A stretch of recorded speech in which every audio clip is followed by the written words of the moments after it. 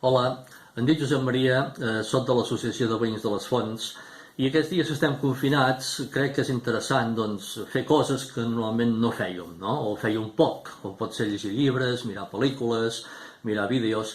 Bé, això és una mica d'explicació que faré en vídeo sobre el Gallarut. El Gallarut és la faràndula que tenim allà a l'Associació de Veïns de les Fonts.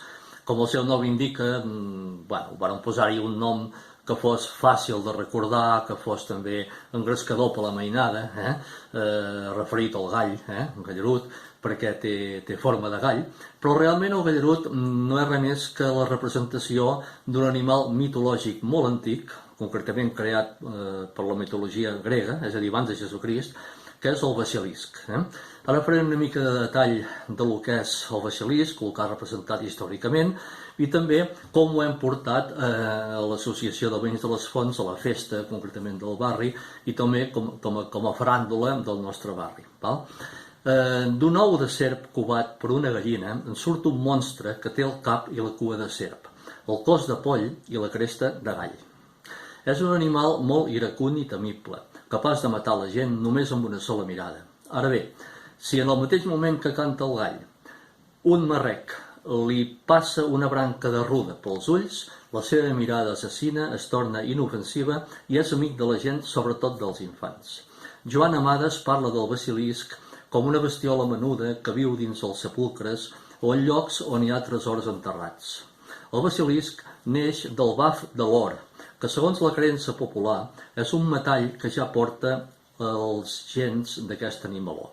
La mirada del basilisc és mortal, però també pot morir ell mateix si és vist i reconegut per una persona abans que reaccioni. La manera de matar-lo és portant un mirall molt gran i així que s'obre la tomba, el basilisc es mata ell mateix a través de la seva imatge reflectida. Com veieu, tot plegat és molt bèstia, no? Lògicament són animals que són mites, no són reals. Aquest animal sembla inventat pel mateix poble per protegir les sepultures de ser violades. Es creu també que els galls poden pondre ous com les gallines, són de mida més petita i de color verd, vermell o blau. Si aquests ous es tiren al foc, en neix un basilisc.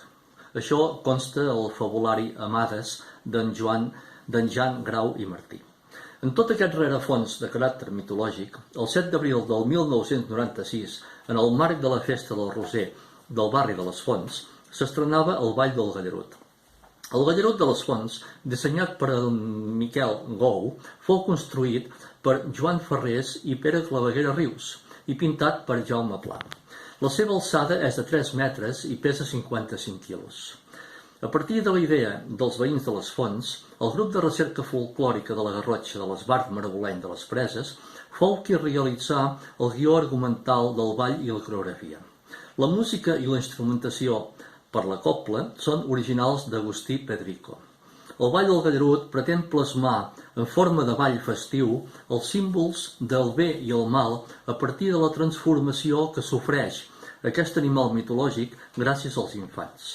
El Gallarut, acompanyat d'un grup d'infants del barri que el faran tornar bo, surt cada diumenge de Pasqua Florida, excepte aquest any, que no ha pogut ser, esperem que l'any que ve puguem tornar-hi, com tothom, i constitueix la comparsa folclòrica de la festa del Roser del barri de les Fonts d'Olot i també acompanya cada any la cercavila de les festes d'altura. Això és tot el que se'n pot dir. S'hi podria afegir que la construcció va estar feta amb la tècnica de motlle perdut, el qual permet donar uns relleus a la figura del Gallarut. D'acord? Això és tot el que més o menys sabem d'aquest animal mitològic, el basilisc, que ho vàrem portar també com a faràndula de la festa del barri.